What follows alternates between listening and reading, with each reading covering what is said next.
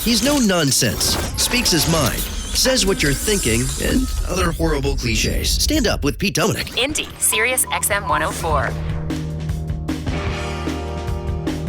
All right. I'm really happy that our next guest is here. He's a listener to the program, used to listen to us in the afternoons, and he's called a couple times. Last week he called, and he was really made some very interesting and I think thoughtful remarks. And while he was talking, I wrote down his phone number. I can do that. I'm like my own little NSA here. Your numbers come up when you call, folks. Sorry. Anyway, I gave him a call. I told him I would, and we talked for a while after the show last week. And I invited him to come on the show and talk a little bit more about his life and his job and what he's doing now. Let me tell you a little bit about him. He's a U.S. Air Force veteran. He served during Operation Desert Storm. After that, he spent 10 years in upper management experience, companies like Pepsi Cola, CMA, CGM of America. And then he shifted his focus to education. He's worked in instructional leadership roles on the campuses of Norfolk State, George Washington University, and Prince George's Community College. And then he began working at the what's called the Maya Angelou Public Charter High School, where he is now a assistant principal. Worked his way up there, and he's the school's dean of students, I guess. Are you both of those things, or one then the other? He holds a BS and a master's degree, bachelor's and a master's in communications from Norfolk State University. And his wife is also an assistant principal at Prince George's County. And they are the proud parents, as he told us last week, of 6 children. Mr. Stephen Foster, I'm so glad that you were able to join us this morning. Thank you for getting up early and calling in. Good morning, Pete. You are the assistant principal of the Maya Angelou Public Charter School in Washington, D.C. It's a very special school, very special program dealing with what population?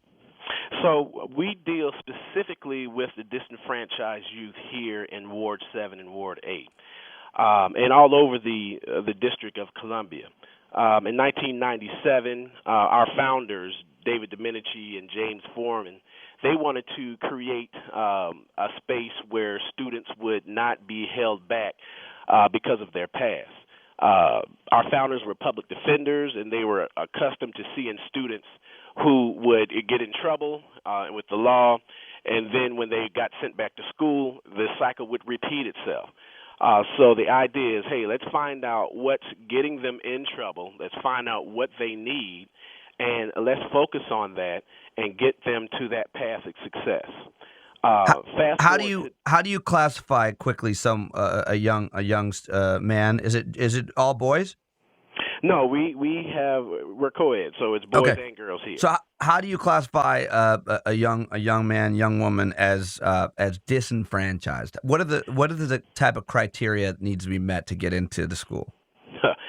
So the criteria for disenfranchised is too wide for me to even discuss within the time that we have. We actively seek out students who, when I say haven't been successful in other school settings, students who have been expelled from other schools, students who have been suspended for a myriad of reasons, whether it's fighting, drugs, truancy, all different types of things that keep that student from progressing as the average teenager in America would progress. And so our average student here is anywhere from 3 to 4 grade levels behind in reading and math. And so we have a very small window of opportunity to get those students from where they are to where they need to be to either receive a formal education, learn a job trade, or go out into the workforce in some type of way. And talk to me about success stories there at school. We're talking to Stephen Foster, the assistant principal at a school in Washington, D.C. called Maya Angelou Public Charter School. It must be amazing when you see students leave and succeed. And Pete, you know that it's true. This is not an easy job at all. I can't imagine just working in any school with all well-behaved children, students of means, much less a school like yours where you literally go out and try to find the, quote, disenfranchised and fill an entire school with it. We most of us can't imagine what you deal with every day and how difficult that must be. And let me say this, Pete, if we didn't do it, who would? There are students who are out in the street, literally, who have been kicked out of schools, and that's a whole cohort of teenagers that are not getting what they need, out getting in trouble. Somebody has to be there for them.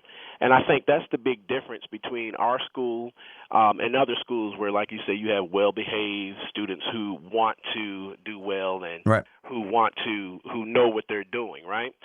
So you have to, if you work here, you have to have the heart of, I want to help these students. If not, the students will see right through it. You're here for a paycheck. The biggest success story that I've had, when I first started here, I started as an English teacher, and I had a young man who was in my class that just refused to do anything. He would come into the class, he would put his head down on the desk. I would try to get him to do work.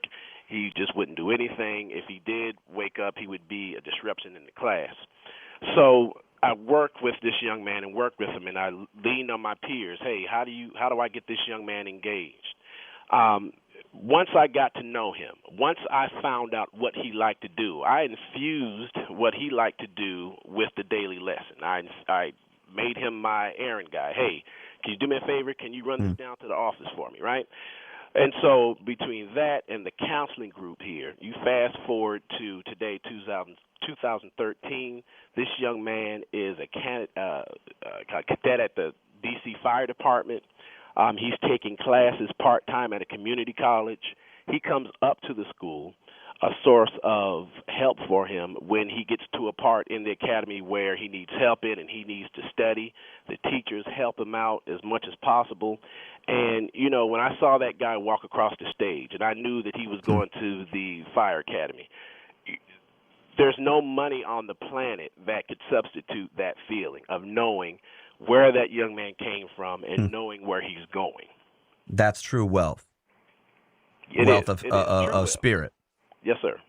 That's amazing. When you look at, and I'm going to be coming down there the first or second week of September, and I'm coming to the school, and I want to be introduced to these kids, and I want to learn more about the program. And Stephen and I talked about this off the air, and I'm really looking forward to that.